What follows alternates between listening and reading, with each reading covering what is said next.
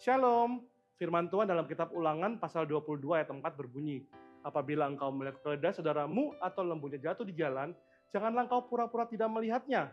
Engkau harus menolong mengangkatnya kembali. Ketika kita membaca ayat di atas, sekilas ayat tersebut sangatlah sederhana. Jika melihat keledai atau lembu sedang terjatuh, janganlah pura-pura tidak melihat, tapi tolonglah.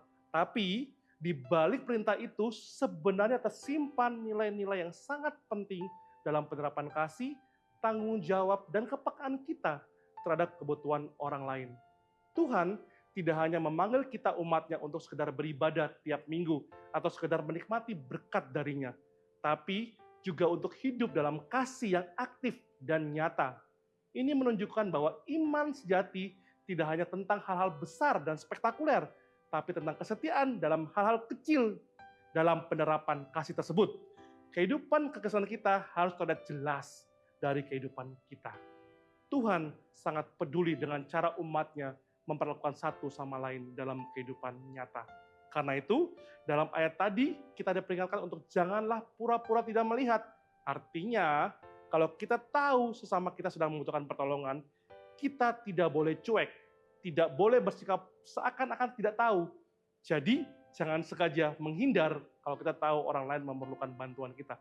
Ingatlah, menolong sesama merupakan wujud syukur atas kemurahan Tuhan yang selalu menolong kita.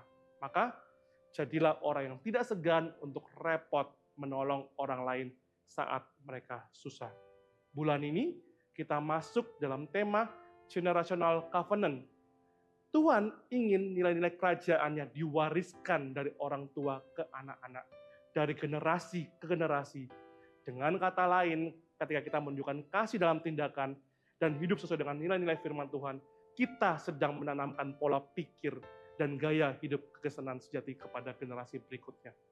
Anak-anak kita tidak hanya belajar dari pengajaran di sekolah atau di gereja, tapi dari teladan hidup orang tua mereka, sehingga kasih Kristus dapat hidup dalam setiap generasi.